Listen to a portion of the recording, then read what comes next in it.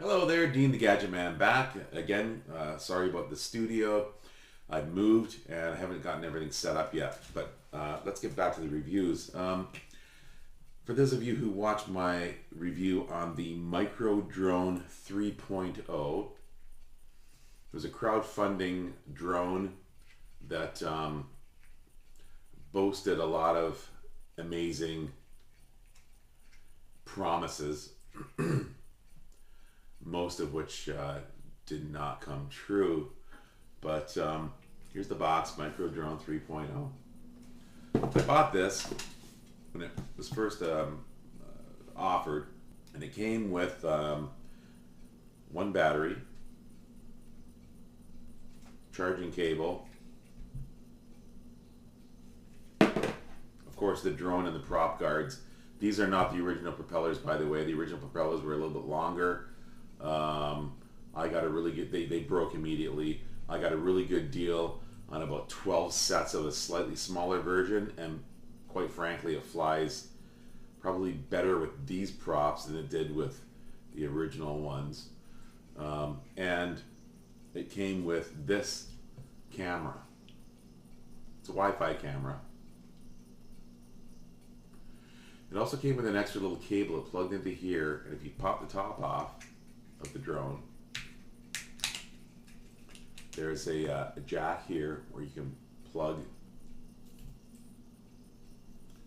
the cable into here. That way you can control the camera with the remote, although I never had much success with it. They claim it works.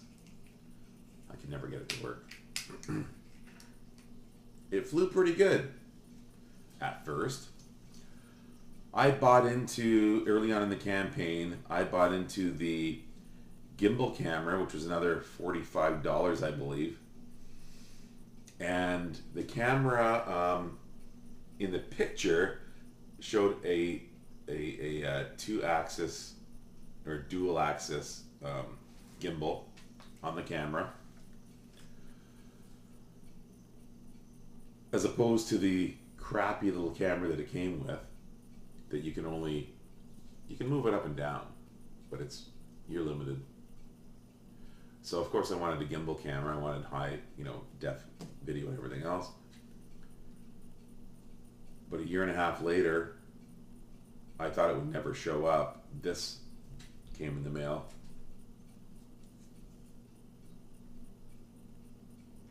This is not a dual axis gimbal or a two axis gimbal. It goes up and down. And you hook the battery up to it. You can see it. It's not working. Anyway, it does go up and down when you rotate the quadcopter, when I'm hooked up through Wi-Fi on my phone with the app.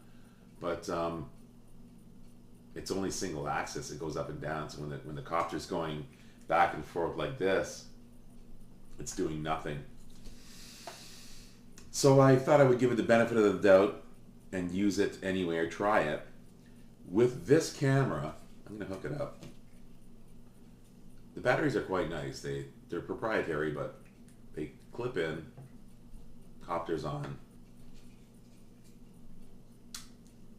This hooks up to the bottom. It's all by magnet, which is cool, except when it crashes, the camera flies off, disconnects from the Wi-Fi because the battery's off, and you lose the entire video. So that's not a good thing. As soon as this crashes, the camera's gone. And that wasn't even a hard crash. That was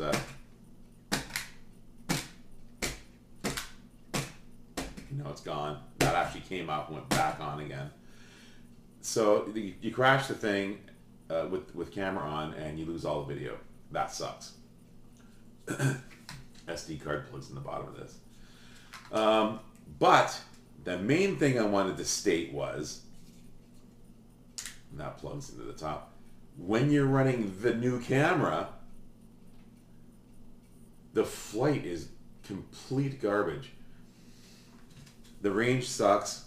You get it up in the air a couple feet, it completely loses control, flies all over the place, crashes, flies away, does whatever it wants. It has its own mind, and I couldn't figure out why all of a sudden the little quadcopter was performing so poorly.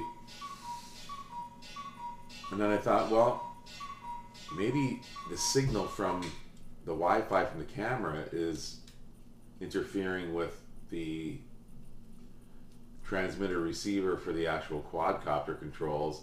And I was right. After a couple months of being frustrated on flying the thing, I got the brand new gimbal camera and chucked it. Put the old crappy one back on, and guess what? Whoop! The thing flies beautifully. It's actually a pretty good little quadcopter for what it is. Not great in the wind. If you have it on insane, it can cut through the wind even with the small props. But yeah, after using this thing for over a year, I've decided, really, my conclusion is it's probably not the quadcopter that you want to invest money in. If you want a little handy little thing like this to fly around, small, compact, go for it. But don't buy the camera upgrade. It's shit.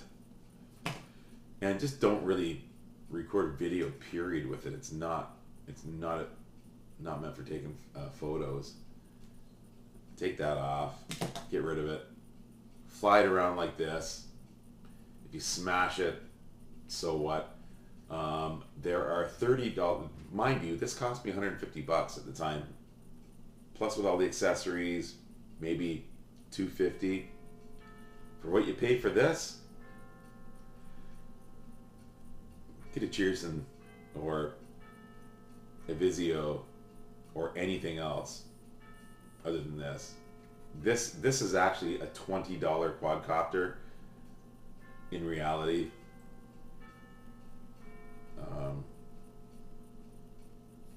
Yeah, that's it. I will attach some video from my last flight. You'll see how jelloed it is. Not great. That was with the old camera because, quite frankly, the new one is unusable. Sad. The version that they showed us when we first paid for these upgraded cameras was a dual axis or a 2-axis gimbal that hung down, that went both ways. That's not what we got for our money. But so I'm a bit disappointed with the Micro Drone 3.0. I probably wouldn't recommend it. And I've got a really cool little Mavic Pro clone review coming up that I think you're going to like. And guess what? It's under $35 Canadian. So there you go. You get what you pay for sometimes. Other times you get a good deal. And in this case, I wouldn't waste my money. All right. Dean the Gadget Man here, signing out again. Until the next time, if you have anything you want reviewed, electronics, musical instruments, anything, send it to me. I'll unbox it, I'll review it, I'll test it, and my new address should be appearing on the screen right now. See you later, guys. Bye.